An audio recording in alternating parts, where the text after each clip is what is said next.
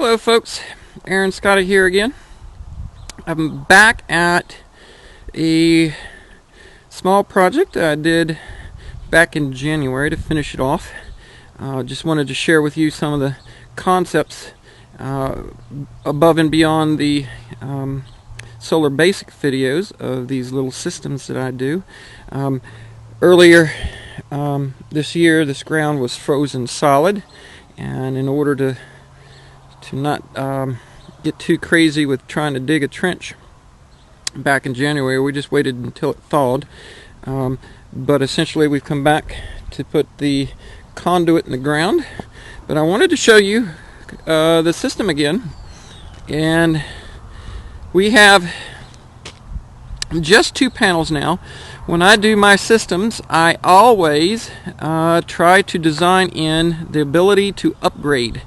I'll give you the lowest possible design with the highest possible upgrade per cost per your budget, because you may wish to, as this client does, add to it.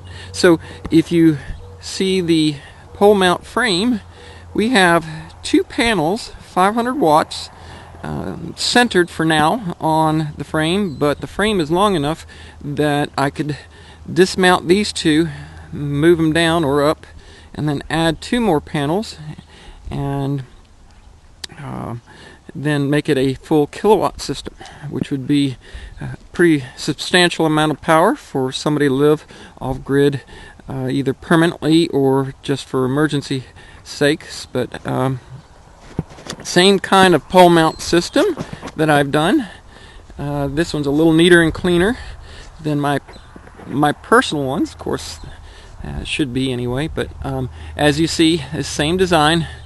Got 2 holes here for a wintertime and then a summertime angle for the sun, and then, as we've talked about before, I can take the pole mount, grab a hold to it, and give it a spin and turn it into the sun in the morning, and then spin it all the way around into the sun at night, which gives us almost 100% more power than you would normally get if this was just fixed mounted. And you notice I've got the conduit set up inside, so where it literally just spins in the lower knockout, allowing for it to travel with no friction on the wiring. So it is all about flexibility, and this system has the flexibility to be doubled in its production. And in just a second I will show you the production, or the ability to upgrade the system in the house. But had to come back and neaten this up so that we could get it buried in the ground, so when she goes to mow her grass, it's out of the way. Anyway, we'll take it inside in just a sec. Okay, we're inside, and just like the previous systems that I showed you in the basics, this is very similar. High quality equipment, but low budget. This portion of the system is inside. It's temporarily inside, and in one of the rooms until some construction gets done in the garage, and then this is going to get relocated out there. But the idea is this thing is portable. Yeah, you'd have to take it apart and carry it piece by piece, but it is a whole lot easier to do it this way. And as I was saying, it's upgradable.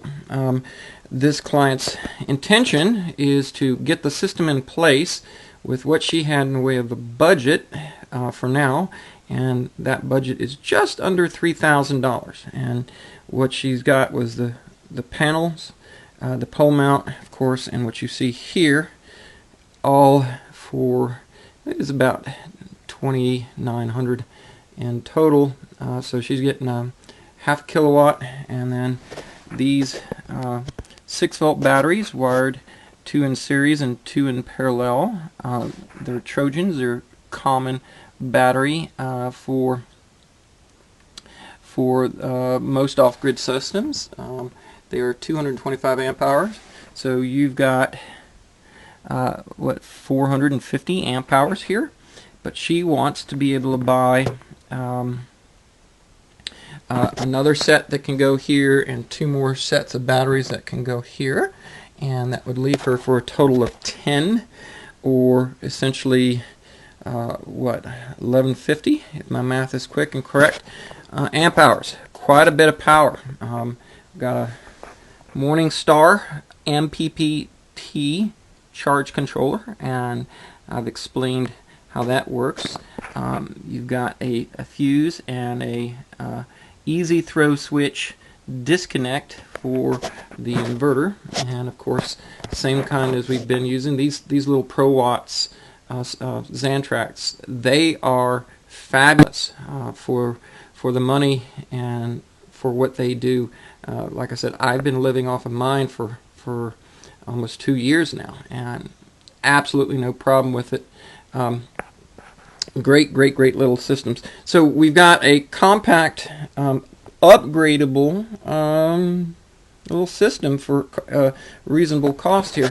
$2,900 for this amount of power, this amount of battery storage. It's hard to beat. If, or I should say, when she manages to get the rest of her budget in place, then we're talking another $600 for the panels, and another $600 for $800, about $1,600, $1,700, and she can finish out the batteries and the 2 other panels. And then she has a full kilowatt system with a 2,000 watt sine wave inverter that will run pretty much anything she wants. The only things I haven't been able to run with this particular inverter are air compressors, something that require a high ampage to take off of, but not bad. She's been using this one as it sits with an extension cord that we put into her freezer. This allows her to run it on the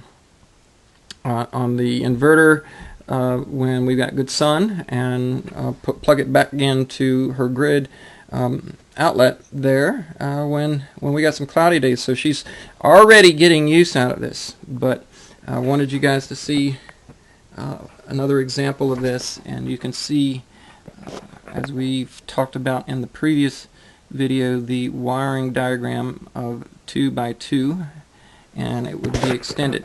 Notice on the wiring how I go from the negative right here with both the battery cable and the charging wire cable up to the charge controller, and then the same here on the positive end with the positive and the positive to the inverter and to the charging cable.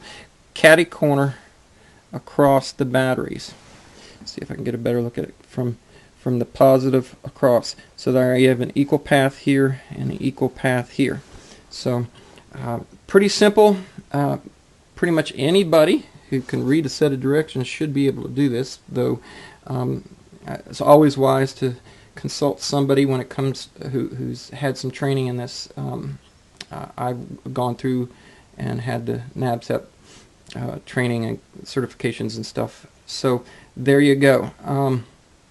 I hope you can use this information to your benefit. I've got a couple other projects we're going to show you here pretty soon too, as to the different amounts of sizing that we can do for systems. So there's no reason why most any budget can't handle some kind of off-grid power. I do systems for as little as a couple thousand all the way up to 8, 9, 10, 12,000. So we'll show you some of those in a bit, but thank you for watching.